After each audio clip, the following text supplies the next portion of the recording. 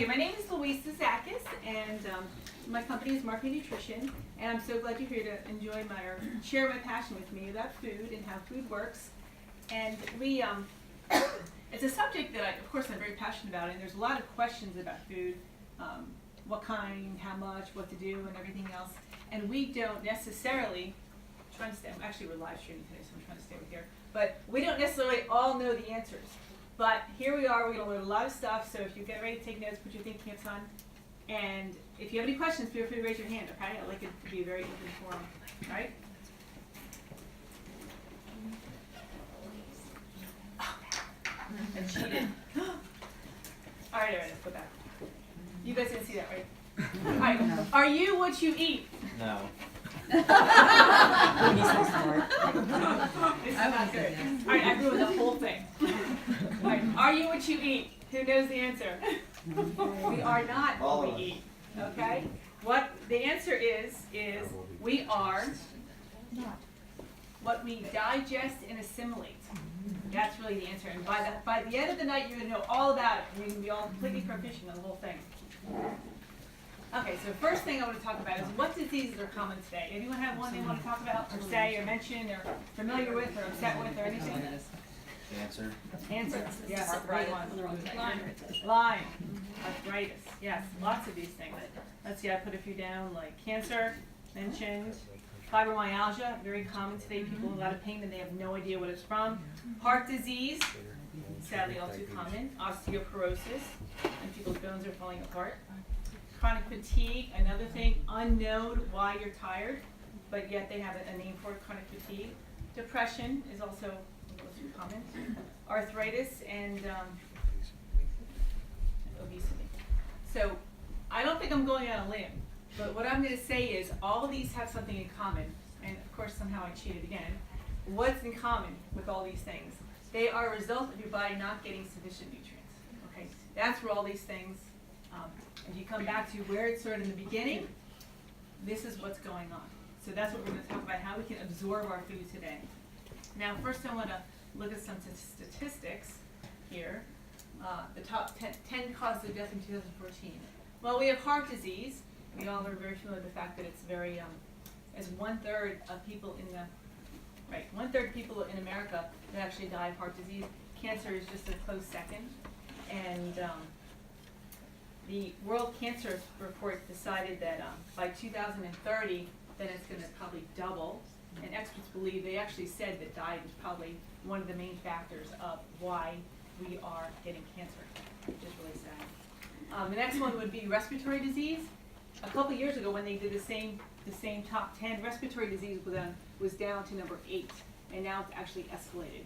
Do you guys know of anyone who's having trouble breathing or lung disease or things like that as they get older? It's very sad. In my opinion, it's very hard because it's hard not to be able to breathe. And that's the 3rd cause of death anymore, which I find a little disturbing. Accidents, of course, stroke, okay, 6.3 million have had a stroke. Now we have 133 people that died from it. 133,000, I'm sorry. Let's see. Alzheimer's, 94,000. I think the statistic is ahead here. 8%. 4% of Alzheimer's patients in 2014, 4% died of Alzheimer's. The Alzheimer's topic is a very big, complex one. I've actually done workshops on it before. So if you want to know more information, just let me know. But it's a little bit scary if you think about loved ones that have Alzheimer's. Diabetes. A lot of people with diabetes. I think it's 29 million people have diabetes. Okay, we got the flu. A lot of people die. We don't really know of many people, but it's either little kids. And this is in the U.S., so it seems a little surprising, but it's either elderly or little kids. And then kidney disease, and of course suicide. And the reason I put suicide in there is, besides that it's in the top 10, is because it's because of depression. Very, very common. 10% of Americans 12 and over are on antidepressant medicines. That's a lot of medicine, right, for kids that are so young. So some scary things, lots of sad news, but this is where we've come from, or where we are today, I'm sorry. So I want to talk about the healthcare per capita. Now look at how much we're spending. Now, once I born, back there. $300 per year on health care for me. Here we are, 2014, $8,000. That completely skyrocketed. Did anyone realize the complete shock in that over the years? I mean, it's pretty significant because it's something we think we spent all that money on today, but we didn't realize how little we spent years ago. $8,000 a lot each year. And now, would you guys like, you had $8,000 extra a year in your paycheck, would you guys enjoy that? Yeah, that'd be nice. Now, if we add all us Americans up, what do you think it's going to be? $3.1 trillion. That's what we're all spending on healthcare as Americans. So that's a big number. It's a big industry. In fact, if you took this big number, $3.1 trillion of what we as Americans spend on healthcare, and then you took this number of these different countries spending, this is gross domestic product. This is not what they spend on healthcare. This is what they spend, period. So these are impoverished countries. They're Austria, Sweden, Ireland. So you add everything up that they spend on everything, and it equals what we spend on healthcare. So it's big, big business. And whoever said that is, yeah, I totally agree with you. And it's actually 18% of our gross domestic product is the $3.1 trillion. So it's a lot. Who wants to put that money in their pocket? Yeah, that'd be nice. Well, actually, there are a lot of people who do that, as you know. All right, so this is one more chart here. The average spending on healthcare per person in countries. Now, of course, the United States is much higher, and down there's, sorry, the data is a little bit older, but another interesting thing to look at. Now, I'm here to tell you, really, a lot of this, if we go back to food and the way food should be, and the way we should take care of ourselves with food, it would be a different story. And that's what we're gonna look at today, and we're all gonna, by the end of it, take matters into our own hands. Okay. In fact, if you look on the back of your outline, there's a little thing, 1, 2, 3. I want everyone. I hope everyone has a pen, but I want everyone to write down what is their top 2, first, second, third priority after what they learned tonight. Okay. And by the way, this is Jamie. She's my right hand over there. So if you don't have a pen, just raise your hand. She'll bring you one. All right. I have a friend who says his business has never been better. Then again, he's a gastroenterologist. Not good. You know, I had this client, actually, I'm not going to say his name, but he came to me a couple months ago, and apparently he's told me that he kept going to the GI doctor again and again and again, and finally the GI doctor's like, I don't want you anymore. Like, do not come back. I cannot help you. And he was on, I don't know, 4 or 5 different stomach medicines, and he always had pain, and it was a really, really sad situation. And the GI doctor finally gave up on him. So I feel bad for them, because if they don't know what to do, and there's not another medicine that comes around, then there's really no hope. So that's why you're here, to learn how to do it, and then of course share the news as well. So first we're going to talk about some healthy rules. All right, so we know how bad we are in the United States. So we're all going to learn some things of what we can do to help ourselves and those around us to be healthy eaters. Must be chewed slowly. Who chews their food slowly? Anyone? No one. You guys got a seat question? Oh, I'll stand. Okay, all right. Anyway, no one chews their food slowly. Oh, great. Good job. All right, anyway, we need to chew our food slowly. Okay, and we'll get a little more details later, but if you don't chew your food slowly, you're not going to assimilate and digest that food, which is what we need. Drink water, but not with food. Who remembers the stage where you had to drink a lot of water before you ate so you lost weight? You didn't eat much food. Anyone do that? Honesty. Come on, guys. Don't lie a lot. Who's nodding? Before you eat to Yeah, fill you up. okay, thank you. It's like you should. So yes, I remember drinking a lot of water, so you don't need a lot of food. But that's actually the wrong thing to do. What you need to do is drink your water away from food, because you will not digest that food. That water interferes with the digestion, and I'll show you a little bit in a minute. And after 7 p.m., you should not eat heavy meals. Okay? If you work late, you should definitely eat a lighter meal later and a heavier meal earlier. Something like a smoothie, avocado, or hummus. The smoothie's back there if you haven't tried it. You gotta get a taste of it. And then, of course, a variety of colors on your plate. And smaller meals, not large. You shouldn't have really big meals. and then drink apple cider vinegar with every meal. Who here drinks apple cider vinegar? Half of you. Good job. All right, awesome. So every meal, we'll go into the details of why apple cider vinegar is so critical. But apple cider vinegar with every meal is crucial for you to help you digest your food. Unless you have amazing stomach acid, which sadly today, as Americans, we don't. There was a lady from church who was always complaining about sleeping, and she never really asked me about it, but she always said she didn't sleep very well, and then she always said she had digestive issues. So I spoke at this retreat, and she came up to me and said, all right, I'll start vinegar for my digestive issues. So I guess both these things were very chronic. So what happened was her digestive issues didn't get better because they were so chronic, but she's sleeping better. I'm like, okay, that's good. How much, So it does a lot, you know. how much of the apple cider vinegar with every meal? So it depends. If you have any kind of acid reflux or anything like that, you do not want to go heavy. But you could do up to a tablespoon per meal, something like that. Just straight? That's fine. You can do it on your salad. You can do it in water. You can do it in. You can do it in water. You can do it on the salad. Or in apple juice. It's a nice way to do it to kind of get it down, especially for kids. I tell people just to hide it in the apple juice.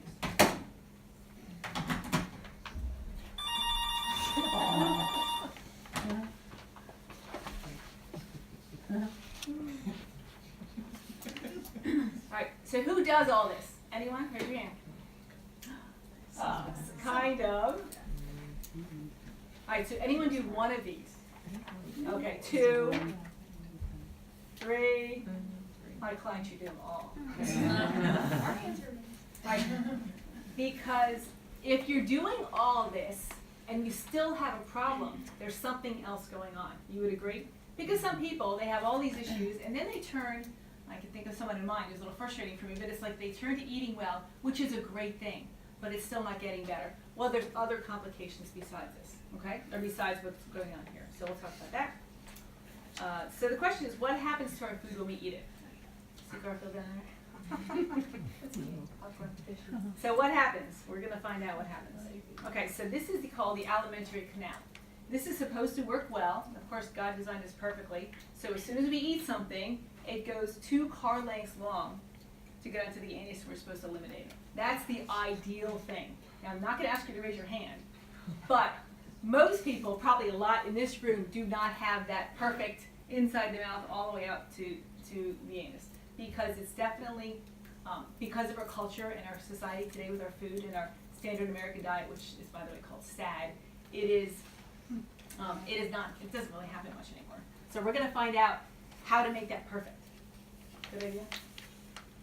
Okay, in a perfect world, it looks great, but what happens in between?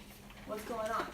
Well, sometimes we have burping, sometimes we have reflux, sometimes we have leaky gut, sometimes we have candida, ulcers, a problem. Some people have irritable bowel, whether you're constipation or diarrhea. We've got Crohn's, flatulence, which is gas, constipation, and of course I said diarrhea. So a lot of things could happen between the mouth and way at the end.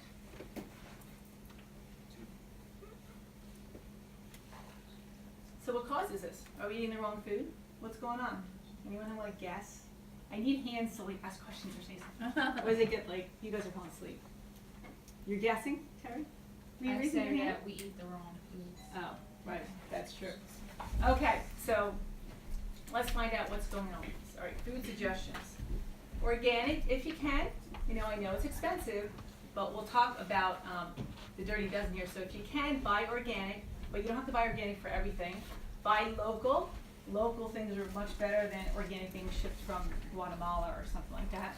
And then avoid the Dirty Dozen. On the back of your paper, oh, and also going to a CSA is also very good if you can do that. So on the back of the paper, which we'll talk about in a minute, they have a picture of the Dirty Dozen, what it is. It's from the Environmental Working Group, I think it's called right now. They actually publish a new list every single year, and we call it the Dirty Dozen. So I want to show you with this little girl, she did a little fun experiment about food, and you'll like it. Hi, my name is Elise. I decided to do an experiment on how long it would take for a potato to grow vines. me and my grandma went to the grocery store to get some potatoes, a sweet potato. All you do is put a sweet potato in a glass of water and wait for it to grow vines.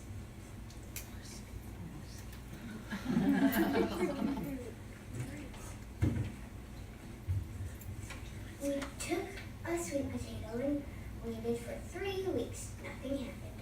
We took another potato and waited for 3 more weeks. Nothing happened. So we talked to the produce man at the store, and he said, well, these will never grow vines. At the farms, they spray them with a chemical called bud nip. You should try one of our organic sweet potatoes. And over a month, it finally grew these wimpy little vines. Over that time, we went to Ruth's organic food market, and got a sweet potato there. It only took 1 week for it to sprout. And look at it now.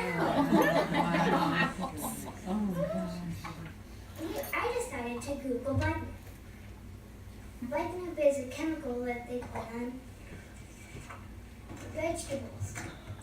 They also spray bud nip on blueberries, carrots, onions, spinach, tomatoes, beets, and cranberries.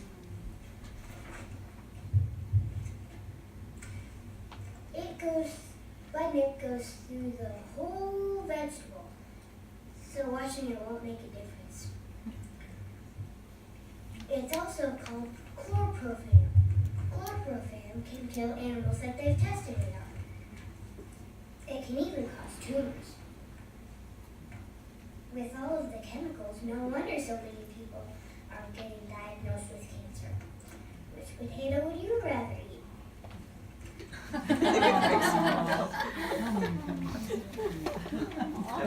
So which potato would you rather eat, guys?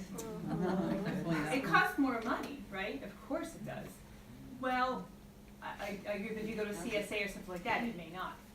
But it costs more money, but what's it worth in the long run? You know what I mean, you eat these, and you're going to just not feed yourselves, but you can eat these and feed yourselves. So I thought that was such a cute, you did a good job. Okay, here we are, the Dirty Dozen that was on the back of your sheet. These are all the things that the environmental working group, and actually, yeah, so basically you see that none of these have appeal, right? Strawberries, the berries are one of the worst, the grapes aren't great either. And the apples, like she said, it goes right through the fruit into the, right into the skin into the fruit. So if you're going to buy anything organic, this would be it. All right, now you guys have a list, so remember that. And then we have another list called the Clean 15. So these are better if you're not going to buy organic, such as avocado that has a shell, the honeydew, the grapefruit, cantaloupe, all these things you can know they have a shell, but some aren't so bad either. Pineapple, but this is an interesting one. Sweet corn's on there, and this is not the list that I made. This is the list according to the environmental working group. The reason sweet corn is on there is because it is not necessarily. We're going to talk about GMOs in a minute, but corn is a very popular GMO product. The reason it's on here is because when we talk about non-GMO. So if they're talking about Clean 15, it would be a non-GMO corn, like something you would get from your farmer or your local farmer.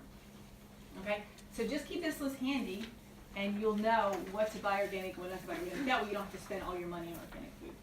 Okay, so far we got, how do we keep healthy? We got chewing, we got no water with food, variety of colors, and Clean 15, no Dirty Dozen. What else do we have? Apple cider vinegar. Okay, so now we're going to talk about the radiated foods. Radiated foods is kind of like microwaving your food before you eat it, which I'm personally against microwaves. The only reason we have one in the house is because it's stuck to the wall. Otherwise, I know other people like, she picked it up and threw it out the door. I gave it away or whatever. Yeah, so you're nuking your food and you're changing the structure of it. So what we're doing with the radiated foods is a little bit similar. So the process of exposing foods to radioactive beams by killing any growing pathogens. That's what irradiated is doing. There's a lot of irradiated foods. Who heard of this term before? No, not many. Okay. All right, so there's a lot of irradiated foods out there, including all the spices you buy that aren't organic, like cinnamon or whatever, celery spice or mustard, whatever. Those are all irradiated. And we'll see what's really going on with it. Since the 1950s, irradiation has been endorsed by the FDA. So it's saying it's okay to do it because you sanitize the food. Benefits include, now I agree with this, longer shelf life. It gets rid of any illness that might be in anything you're eating. It doesn't sprout like the potatoes don't sprout because we don't want them to because we'd rather eat them, and of course insect damage. So in a sense it sounds pretty good. Now is it really a good idea? Well, if you have beef and poultry, it'll get rid of all the bacteria that might be on it. Okay. If it's perishable, it won't spoil, and they won't get moldy, which is not a bad thing. In fact, I remember somebody talking about they went to Costco and they got this big. You know how Costco is like everything's like times 10. Stuff is really big. So when they went to Costco and they got peaches that looked beautiful, and they opened them up and they ate them, and the outside was beautiful, and the inside was totally rotten. So what happened to those peaches? They irradiated on the outside, but then it didn't actually go all the way through, so the inside was rotten. So that's what, sadly, I really like Costco, but that's sadly what Costco does to their food. So that's the goal of irradiation. Also, regrading the fruit, that way your bugs don't bite it, which is okay. We talked about this with the little girl, onions and carrots, potatoes, it doesn't sprout.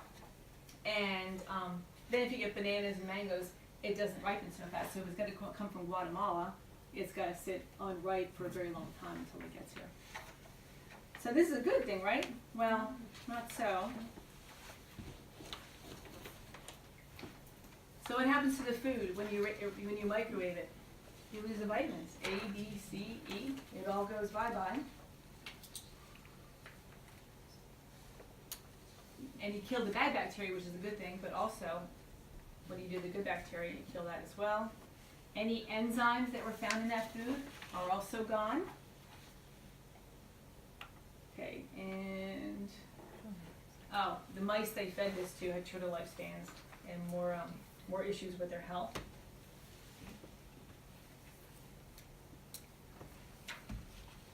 Harmful chemicals, benzene, acetone, all connected with increased risk of cancer and birth defects. That's what happens to these foods that you buy irradiated. So if you go to Costco and buy those peaches that somebody had, this is what you're eating. So not quite food, is it? And then also, the other thing it does, it allows the practice of filthy sanitation, meaning it doesn't matter what the place comes from, if we kind of clean it up and nuke it, all is well, which really is not the case because there's a lot of places that have their plants not so clean. So is irradiation good or bad?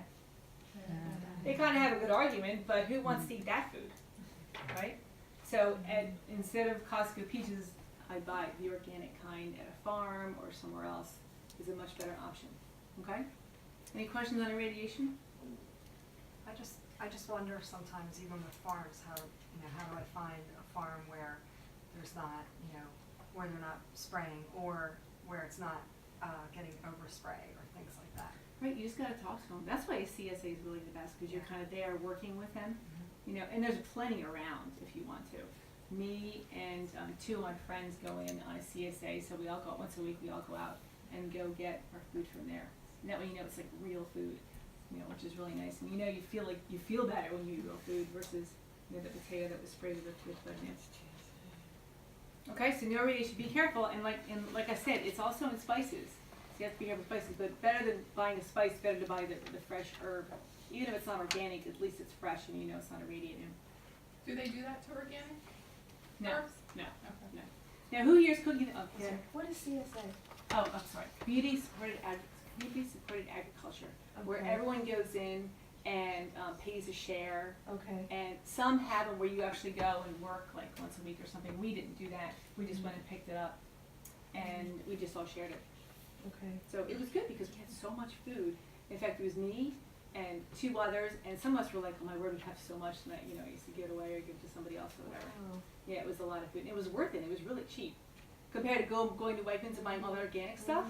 It's a much better deal. Much better deal. And it's in the area, like different communities have it? Right, Okay. ours was right by Cambridge Whole Foods, Okay. but there's plenty. Mhm. I don't know about plenty, but there's definitely, probably in this area, probably 4 or 5 to choose from. Anyone else in the CSA here? When I lived in Collegeville, our neighborhood did it, and there was like maybe 8 or 12 families. And this one neighbor, she was awesome. The farm would actually bring all the boxes to her house. We all got giant boxes every week. And it was started in May, ended in October, and it was like $400. Yeah. But every single Tons of week, food. we got a giant box with watermelons, melons off the side, like outside the box. We got tons of that stuff. Yeah, it's so worth it, it's so worth it if you, And it was all organic, yeah. right, and then sometimes you get a gazillion of, like, well, pickles, where's Gretchen, remember? All those pickles I got, Gretchen came over, we pickled. Oh, it was We got cucumbers. eggs too. We got eggs every eggs too? week. We got a dozen eggs in it as well. Right, they actually have winter CSAs as well, but I highly recommend them because it's a good deal and the food's real. But I would definitely, of course, call them and say, you know, what's going on with it or what's it about. Alright, so who here is cooking Thanksgiving dinner? Anyone? Besides me? 1, 2, 3. Not too many? I always said I wasn't old enough to cook. So apparently I am, sadly.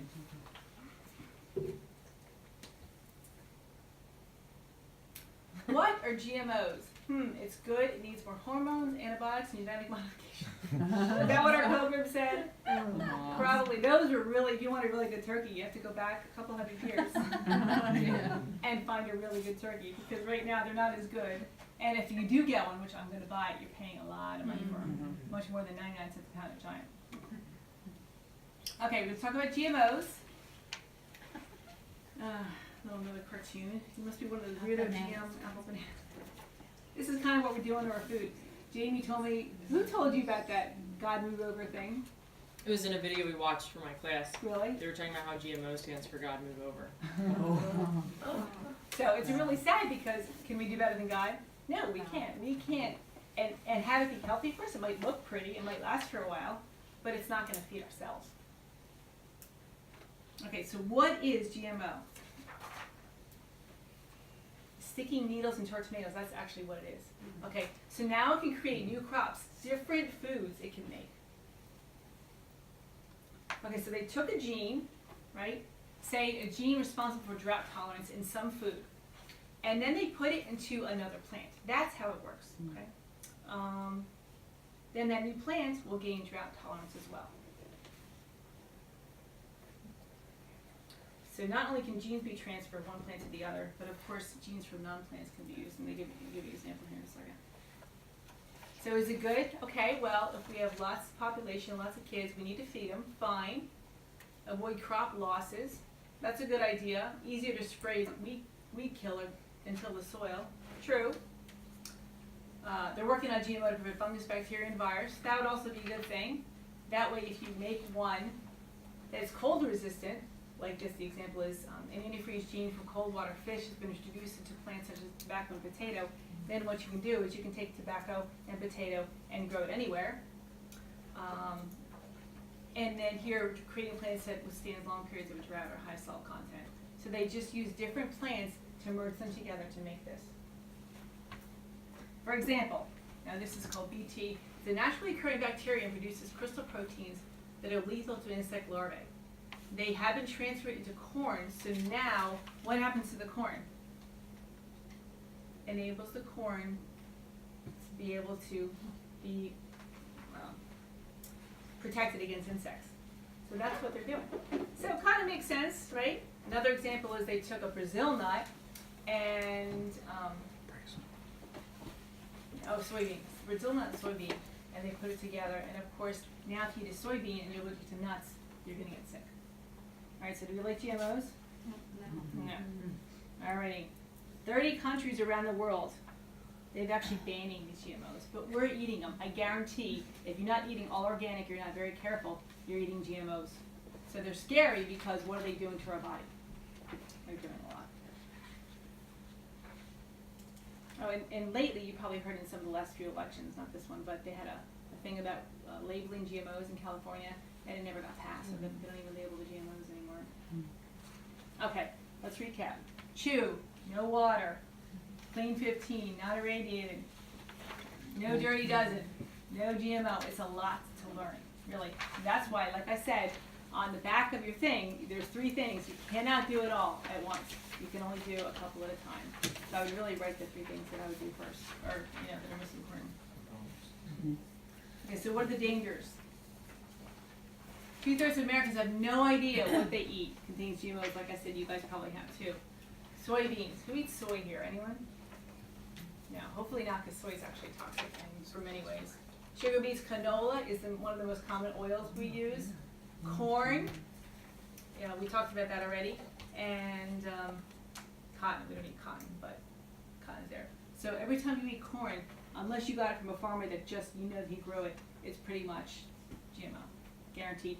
And it's not just corn on the cob, and it's not just canned corn, it's not just frozen corn. What else is it? Corn syrup. Cornstarch, modified food, cornstarch. chips. I learned that vinegar is made from corn. I went to a farm and that they were talking just a lot of their, Right. it's for From farm, corn, from right, the corn. right, that's very common. And then I thought that I learned that there was corn vinegar, but maybe I'm wrong, I'm sure. There was a I forgot what movie it was, but they had these health documentaries, and the one guy did all this documentary on where the GMO corn goes, and he went to some high thing in Canada, somewhere, I don't know where, but anyway, he went somewhere, and he caught some fish, and he figured, oh, this fish must be corn free, not GMO, but it turns out what they did in order to feed the fish, they bought some GMO corn and stuck it in the water, and then of course that fish actually did have. It's like you thought Canada was clean too. But it's not. How about cereals? Yeah, cereals. What's in cereal? Is it corn syrup, cornstarch, high fructose corn syrup? Maltodextrin. Right. All those things. And what did we learn, Carol, that had corn in it? That you were so itchy to? What was that one time? Was that xanthan? Yeah, xanthan gum is made from corn as well. So she's very allergic to it, and it's because of the corn. And no one would ever know. Xanthan gum is actually one of those more alternative type thickeners, but if you're allergic to corn, I wouldn't touch it. So it's made from corn, did you say? Xanthan gum is made from corn. So these companies do not want their GMO products labeled. You don't need to write them all down. Lots of, I'm sure one of us has at least had some of those this week. So, well, there's your cereal, General Mills. Of course, Coke is made from high fructose corn syrup. Smucker's has corn syrup. Kellogg's.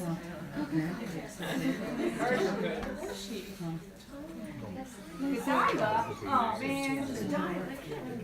Oh no. Erase that one. Well, someday, when he gets desperate enough, he'll drink it. He'll stop it, right? Sometimes, yeah.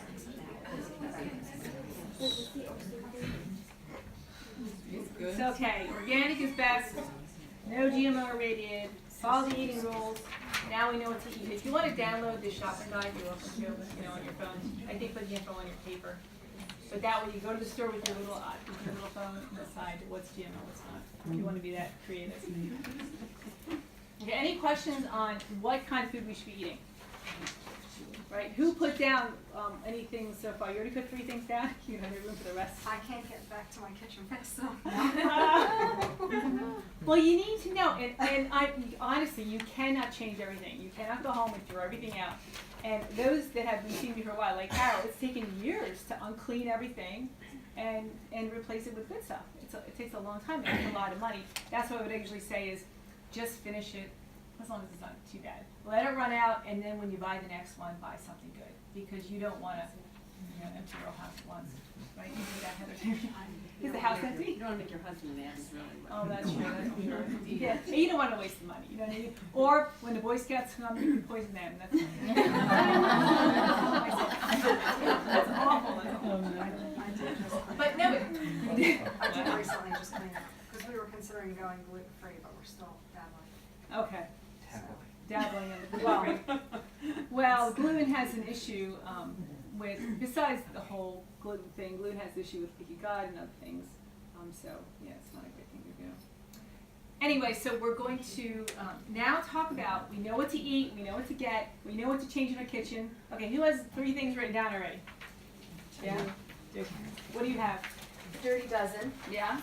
Apple cider vinegar with each meal, Good. and chew slowly. I eat so fast. Yes, I actually am very, I don't do it as bad anymore, but I used to always do it a little bad. So my poor son, oldest son, inhales his food. All right, now let's take a look at what happens when we actually eat the food, okay? This is the process of eating. Now, when we first eat, digestion first begins in the mouth. In fact, did you ever look at something and think, oh, that's really good, and your body starts to salivate? You're already digesting your food, although you haven't even eaten yet. Okay, we have 3 salivary glands. The parotid gland, sublingual, and submandibular. That parotid gland is very, in fact, if you come upstairs tonight and get tested, that parotid gland is very important to us for many reasons. So we don't want to wear that out. We want to chew our food so the parotid gland doesn't have to go overboard. Okay, your tongue and your teeth turn large pieces to smaller. Okay, that's called mastication. We all know how to do that. And an enzyme from the salivary gland is beginning to break down the food. That's how it works. You eat something, hopefully something healthy. If it's a donut, it's a little harder to break down. But if you eat some salad or something like that, this is what happens. Okay, probably the 3 glands that are right here. And sometimes, like I said, I'll talk about upstairs too, but the parotid gland gets really worn out. And I have a supplement which is exactly just for the parotid gland, which just seems kind of odd because it's just a salivary gland.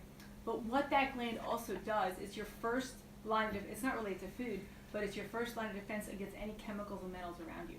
So if you have a chemical or metal issue and you don't you have a weak parotid gland over the years, then you're not going to be able to fight the chemicals and metals because of the parotid gland. That's why the supplement we have, and some of you guys might see it tonight, that's exactly what we give you, is the parotid replacement from bovine parts. All right, so much harder to digest if you run that gland down. Okay, food slides down the esophagus to the stomach. All right, here we go. What happens in the stomach? So gastric juices, begin to digest your food. Pepsin and hydrochloric acid. Hydrochloric acid is a crucial point of your digestion. And everybody, if anyone has ever had any digestive issues, and they take their hand and they put it on their stomach right here, actually, okay, on your left side, right, and you have any pain right there whatsoever, you will be low in acid. Does anyone try that? No? If you feel anything, you're low in acid. Okay, that means you don't have enough acid to begin to digest your food. But if you're all drinking vinegar, all will be well. Okay, and once it hits the stomach, we produce mucus to line the stomach because that acid, we don't want to burn the stomach with the acid. So the mucus lines the stomach, and what else happens with this? The gastric juices break down in the chyme. I think I have it on your thing. And of course, if you don't have enough acid, you're going to end up burping because you're not going to digest the food. You need that acid, and if you don't, you drink the vinegar. Okay, who here chews gum? Chewing gum depletes the acid in your stomach. This acid is really critical. That's why, because our acid's low, as we get older, we need the vinegar to replace it. But if you're going to chew gum, or let's say back to the thing, I'm gonna want to eat that. All of a sudden, I'll start to salivate, and my body's going to think something good's coming. So my acid's going to start getting ready to swallow the food, and then I eat the food, and then of course it all goes well. But if I'm chewing gum and chewing and chewing and chewing, my stomach is saying, "All right, I'm ready, I'm ready, I'm ready." And nothing ever comes down, so you're just totally destroying any acid you might have if you're chewing gum. So besides other reasons of gum, that is one reason to stop chewing gum, okay? Okay, so the hydrochloric acid, if you eat some bad food, we talked about the irradiation, how the irradiation is killing any bad thing on the food. Well, the way God made us is if you eat something that is bad for you, and you have it in your stomach, that acid should be able to kill it. So you don't need the irradiated food because you have the acid to kill the food when you actually do eat it. Okay, so then oftentimes, does anyone here struggle with acid reflux? No? Yes? A little bit? Okay, so acid reflux is exactly where this happens. So you're eating the food, and it's going down the esophagus, it's in the stomach, and all of a sudden you have this burning, horrible pain coming up. So we call that acid reflux. Now I'll tell you what that is, okay? It's also, another name for it is GERD. Now if you want to know the theory of acid reflux is a condition where stomach acids rise up into the esophagus because the valve that separates the stomach is faulty. So if you know anyone, you tell them this story because they need to know. If you know anyone that has acid reflux, what's happening is they think they're not digesting their food because they eat something and, oh no, there's my reflux, eat something, there's my reflux. And then they take a Tums, which is really not the right thing to do. What's really happening is there's not enough acid to digest the food they have. So they've eaten a donut or a falafel or anything and they get the pain, it's because they need more acid. And it doesn't sound right to them, but if you say to them, here, drink some Bragg's apple cider vinegar, they'll be like, no, I'm not going to put more acid in my stomach. But you would be shocked to know that once they did it, boom, the food would digest and they would feel better. So this is a theory that I do not agree with wholeheartedly. The truth is, it's a result of efficient hydrochloric acid in the stomach. Not enough acid, I just said all this. But what that pain is they're getting is the food's fermenting and putrefying and it's rotting in their gut, and that's why they have pain. And that guy I told you that came to me and the GI doctor said nothing, that's what he had. I'm like, well, you need some vinegar, so I put some vinegar. All GI doctors should have vinegar in their office. But It's too cheap. okay, so if you take a Tums, so say you have this, okay? So say you have quote unquote acid reflux and you take Tums, what's happening, all right? So what you're doing, you're taking Tums with aluminum, so that's toxic already.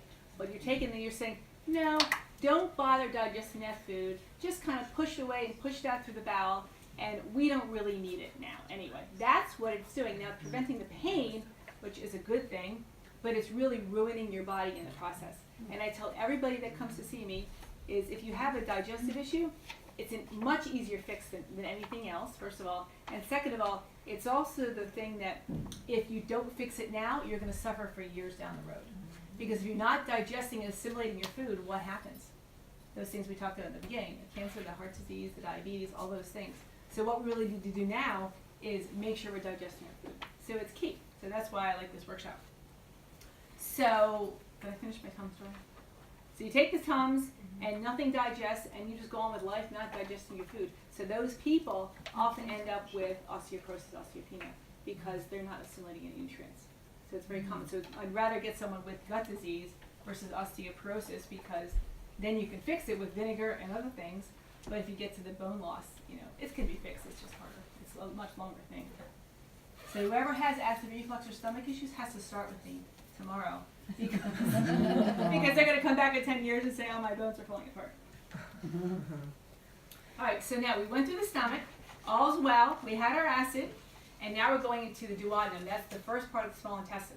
Okay, so we have enzymes coming from everywhere. Bile, if the gallbladder is working functional or properly and it's in good function, bile is going to come from the gallbladder and to go break down the fats. We call it emulsified. And then it also takes that bile and it neutralizes that acid, that really acid stuff in the stomach. It neutralizes so it's not as acid anymore. And then the pancreas, if that's working properly, which if you're diabetic, it's not necessarily, that sends enzymes to digest the food as well. So lots of organs are sending, or glands, are sending enzymes and acids to be able to digest the food. So this is all a good thing, right? So if this works well, you're doing well. But it doesn't always happen this way. Like I said, first if these two, this organ and this organ don't function well, you're going to have a backup. And then you'll have stomach pain and many other things. So there's actually 3 parts of the small intestine. The duodenum is what we're talking about now. And in that duodenum, oh, sorry. I missed something here. Wait a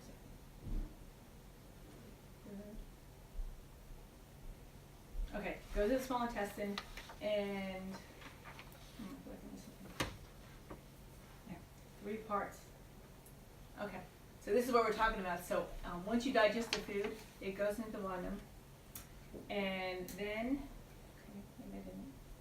and then there's the last section. Okay. So the bottom of it, which I lost already.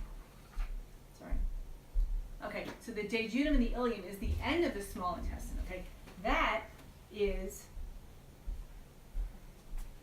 where the nutrients are absorbed into the blood through the villi. So we get down to the jejunum, the bottom part of the small intestine, and every nutrient your body's absorbed, which it has, and assimilated, actually goes out through the lining of the small intestine into the bloodstream. That's a great thing, right? Assuming we digested it, absorbed it, ate the right foods, all those things we talked about already. Assuming all goes well, this will go well too. Now, if you know of anyone with leaky gut syndrome, or allergies, or asthma, or autoimmune disease, this is what happens. Once your food gets into the small intestine, and the small intestine's kind of all beat up because of all the years of toxic food, then that food is so big and hasn't really broken down like it's supposed to because of all the reasons we talked about up above, then it's going to actually leak into the bloodstream, and that's what causes all the autoimmune diseases. So like I said, we talked about fibromyalgia and chronic fatigue. Those things really started with something like this, because it just doesn't happen overnight. Something like this always happens. I have a question about that. So my close friend her daughter is friends with my son, and she's 4, and they recently took her to the dentist, and the dentist talked about I think it was a holistic dentist, talked about leaky gut syndrome with all 3 of them. Well, nice. So And most dentists don't do that. Who is it? she's 4. I have to think about it for a little bit to remember the name, but it was actually they went to New York. Oh, okay. Found this out. Yeah. But, so it kind of disturbs me. I'm like, well, so for her, if she's 4, is this, because of genetics, or, where does Yeah. that come from? And so they started suggesting what they do about that. Oh, really? So she's really small, and they think she has leaky gut. Yeah, that's really sad. Well, the good news for if you have a child that's 4 or young, that they can actually recoup and get better faster. So if you're 60 and you have that, much harder to do that. But kids that come in get better really fast. So that's the good news for her. But yes, how did it start? It could be the girl's diet. But has anyone heard of the pottage cat theory?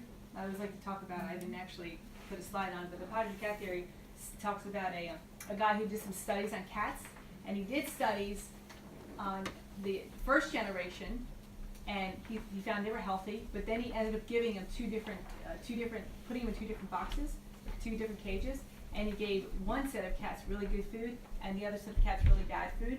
And as each generation went along, the cats that always had the good food were great for generations, and the cats that had the bad food, by the 3rd generation, they couldn't reproduce. So that's where we are today. Our parents did not eat like their parents, and they did not like their parents, and so on. McDonald's, it hasn't been around that long, the bad food, because 100 years ago it was still pretty decent. But of course today it's just getting worse and worse and worse, especially with our high-tech society, And Dad has Crohn's and also asthma. Really? Yeah. So they have a serious They're younger leaky than gut. I am. They're in their The dad has Crohn's? 30s. Yep. Yeah, so no surprise. So yes, it's from the parents. So it's a pottage and cat situation where the parents were sick and the kids are sicker. And now And mom so and on. daughter are gluten-free as well. Yeah. Now you can actually, if you look at the pottage and cat theory and you read about it, the 4th generation wasn't even able to be reproduced. But if you start giving the 3rd generation healthy food, they can go back, like you're talking about, but it takes a long, long time. And according to Pottinger, it took 7 generations to get back to where it was. Wow. Yeah. So it's kind of scary if you are, but you can't do everything. You can only do the best what you can do. You know what I mean? You can't turn the world around. Sadly. Okay, so that's an issue for the gut. Now the other thing that happens in the small intestine is sometimes people have candida overgrowth. Now if you have athlete's foot or any kind of fungus anywhere, or some people have people have like itchy stuff, and I know someone in particular, and they say, the doctor might say it's candida. Well, this is what happens right here. Your body has not digested food, has not gone through all those proper things that we talked about between the good foods and the chewing, the assimilating, digesting, and all of a sudden your food is stuck right there in the small intestine, and your body says, what do I do now? Well, it does not. Your body, you might think your symptoms are sick or something like that, but your body really, really is trying to send you a message. So what the message is that you should be listening to, and now you'll know, is that your candida that does live in the gut naturally, and that's fine, is going to swallow up any undigested food there is. So when people come in and they say they have a candida problem, I'll tell them, well, I know what it's from, right? And I'll go through a couple different things of what it's from, but this will definitely be a big one, is eating food without digesting it properly. So, any questions on it? No, on Candida? How about like, we use the jarrow, the acidophilus and the dophilus, is that, should Oh, you do that? probiotic, yeah. Yeah, probiotic. Yeah. Okay, yeah, so great. A probiotic is awesome, and it's never gonna be bad for you, but why not, I'm not saying anything against it, but I'm saying why not digest your food so you don't get to this point? But sadly, most of us are at this point, so that's why a probiotic is really important. And that's when people say, everyone needs a probiotic, right?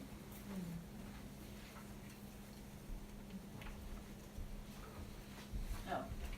And then when the nutrients enter the blood in the small intestine, then the kidneys and the liver will filter out the toxic waste, assuming the kidneys and the liver are doing fine and you don't have kidney disease. You're on dialysis. Okay, so here we go. We were down the esophagus, went to the stomach, went down. My husband hates these pictures, but oh well. Anyway, down to the colon, and all of a sudden we got right here. This is called the ileocecal valve. Most people haven't heard of it, but it's a critical, crucial part of our digestive system that people have, that people are really overlooking. And that valve, what it does, it goes from the small intestine to the large intestine, and sometimes it's shut open, sometimes it's shut closed. So what happens if it's shut closed? You want to take a guess? Wild guess? Constipation. Okay. What if it's stuck open? Yay! All right, you guys are still awake. All right. So that's what we have. So if you say to me, I have constipation, I'll be like, well, could be lots of things. Did you do all those things we talked about? And you say yes, you'd be like, well, how's your valve? Let's find out. We can see how the valve is, and if it's stuck closed, that would be why you're constipated. Okay? I'm so glad our girls are here to listen to all this, like, poop kind of talk. Although my daughter's definitely, she's definitely heard it 2 or 3 times. Okay, so that's critical with the valve. And in fact, if anyone has any pain here, there's actually a valve on this side too. If anyone has any pain here, it could very well be a valve. Okay? All right, the cecal valve, located, I said where it was already, prevents bacteria from folding. Oh, it's a good thing because what it's supposed to stay closed and open as needed, because you don't want that poop to come back into the small intestine. But if it doesn't work, you have severe consequences. Okay, now we went through the valve, and now all the waste enters the large intestine. So what happens here in the large intestine? Now, the main function of the large intestine is to reabsorb the water. So we're going to take that water back into our system and just kind of keep the solids in the body. Certain salts are taken through there too. And the rectum stores the feces before it's eliminated, which is good. That way we're not going to the bathroom every 10 minutes. Okay, and also processes the fiber. Okay, so that's why people talk about needing fiber.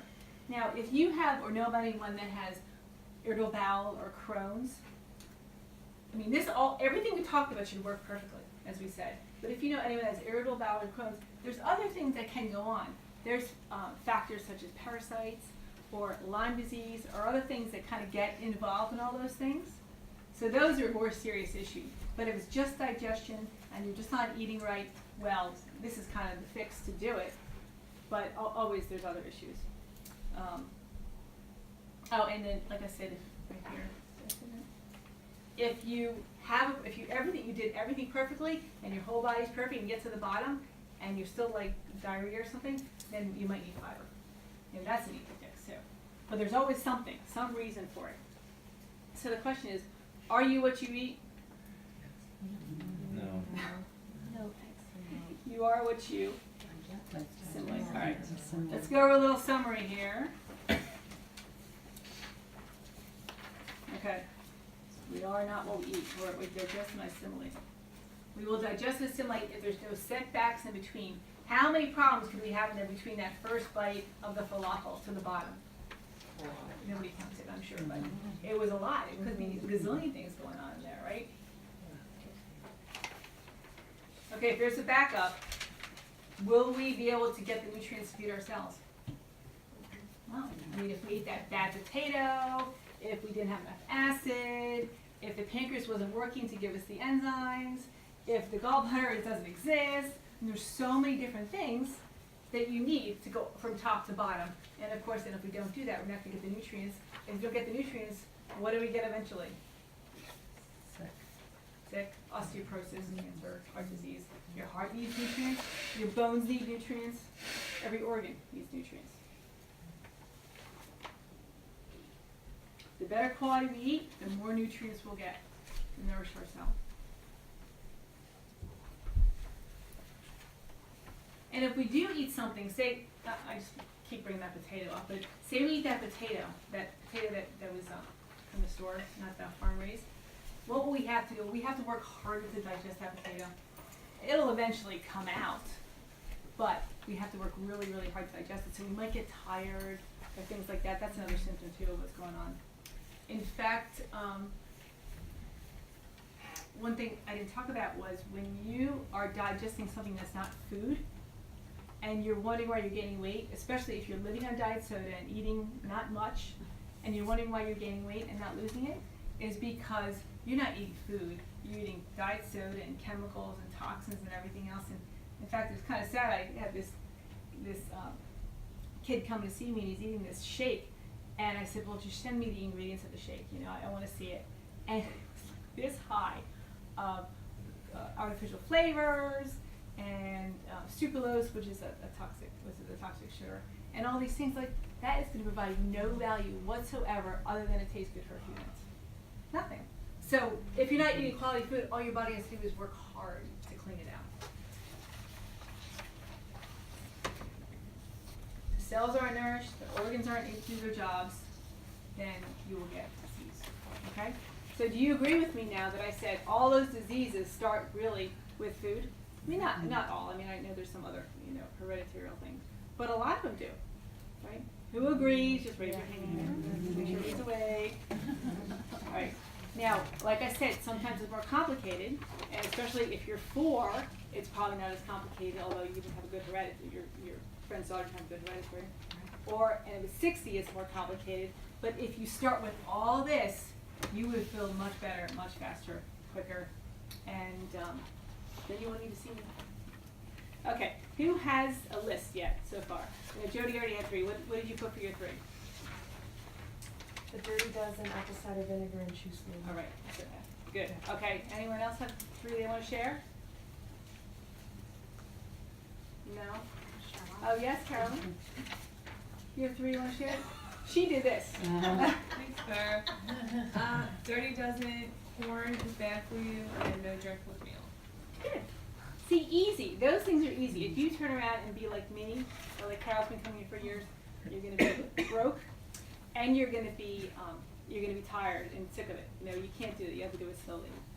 Now, one thing I want to mention is there's bone broth back there. Who tried the bone broth? Anyone? How was it? It was really great. It was really good? Wow, awesome. I'm so happy. Bone broth, one thing you really can go home and do, it's not hard. If you have a crock pot, not a plastic metal thing, it has to be like a ceramic glass thing. All you need to do is throw stuff in there and voila. You see the recipe, and Sally Fallon's a very popular cookbook author, and she wrote this book, Nourishing Traditions. If you eat that bone broth, that might be, I don't know, of course I don't know a lot of you, but that might be more healthy than the dinner you ate for dinner, the food you ate for dinner. Because it has calcium from the bones, has magnesium, phosphorus, silicon from the bones, sulfur, trace minerals, and everything you need to really rebuild your body, okay?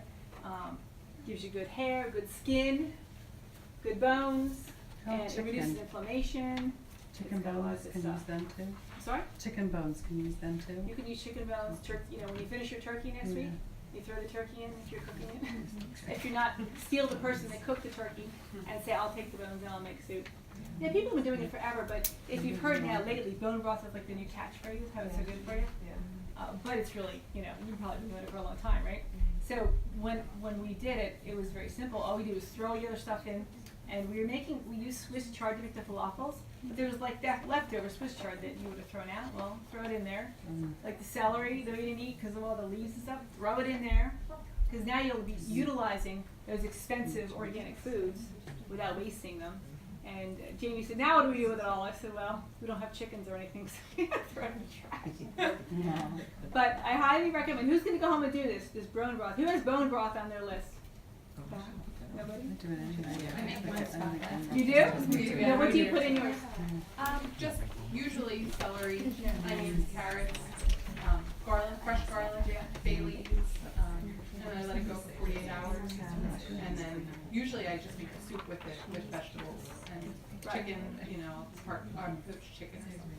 If you know, you remember if you're sick, you're supposed to have chicken soup? Well, it's not the cannibals in a can, that is not, No. absolutely not. But if you make your chicken soup, that would be very fine. Okay, so if you're interested, if you're new, and I know a lot of people are new, we do a quick check upstairs if you want. We show you how the muscle testing works. And this is how we find out where in your body there's a problem. Is it the stomach? Is it duodenum? Is it the ileocecal valve? Is it the throat? Is it the parotid gland? And we can do that upstairs if you're interested. The supplement line we use a couple different ones, but definitely Standard Process, which is food-based. So if I'm going to give you Centrum, or whatever, something like that, to feed your gut, what does your gut know about something that came out of a vat and toxic chemical items? Nothing. But we condense our foods to make them, we call them whole food supplements made from food, and that's why the vitality comes back once you eat them. So that's what we use. And the herbals too, of course, they come right out of the plant versus the vat.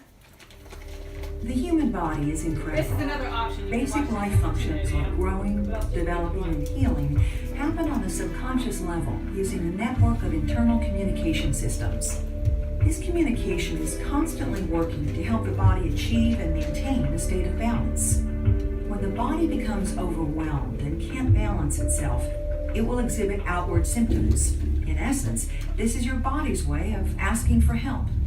What if you could eavesdrop and discover the care, the nutrition, the help your body would react positively to? If you could communicate with your body, what would it say? Zyto's proprietary technology reads subtle changes in the electrical properties of your skin, changes that you're not consciously aware of. We call this biocommunication. During biocommunication, Zyto technology will send your body a sequence of computer signals and read your response to each. It's like we're asking your body questions and recording your answers. One application of biocommunication is to discover the computer signals representing health options you respond most positively to. These positive responses are called your biological preference. Biological preference can provide powerful insights and help you make better decisions about your health, your nutrition, and which nutritional supplements you take. There are many options out there. The key is to discover what will produce the most effective results for your body. Imagine what you could do if you were providing your body what it needs to stay balanced. Does your body know what it needs? Maybe. You just need to ask. So as I'm saying, there's two things you can do upstairs if you're interested. That Zyto is a Zyto machine, and what you do is, as it said, you put your hand on. Frank is upstairs, and he's willing to do anyone that is interested. I know there's a very big group and a lot of new people. If for some reason you can't stay or the line gets too long, you're welcome to see Jamie and make like a 10-minute appointment to come back and do that if you can't do it tonight. But it will read what kind of, he'll explain it better, but it'll read what kind of supplements you need to really, you can explain it now, Frank, or? No, that's fine. I was Okay, gonna say yeah, it only upstairs. takes about 5 to 7 minutes. Yeah, it's quick. So that's an option, and then there's a muscle testing, which I do in my office, which I'll explain it up there. But there, if you want to do both, that's fine. If you've done the Zyto before, I do request that you let someone new do it first. But if you go to one, you go to the other and say, oh, we came up with totally different things, well, there's a very good reason, and the reason is that the Zyto is not looking as to why. It's just saying, where's your body lacking? What can I feed it? Like it might be a probiotic or a multivitamin or some heart support or stuff like this. And if you come into my office, it may not say the same thing because I look for something else. I don't look for what could band-aid your body. I look for what's really going to, what's causing the issues. It might be a food, it might be something immune, it might be some kind of toxic chemical that's bothering you. And that's why the results will be different. Otherwise, they're both very effective, and I appreciate Frank being here and doing the Zygo for everybody. Anyone have questions? So I think anyone learn anything? Yes. Okay, so no questions?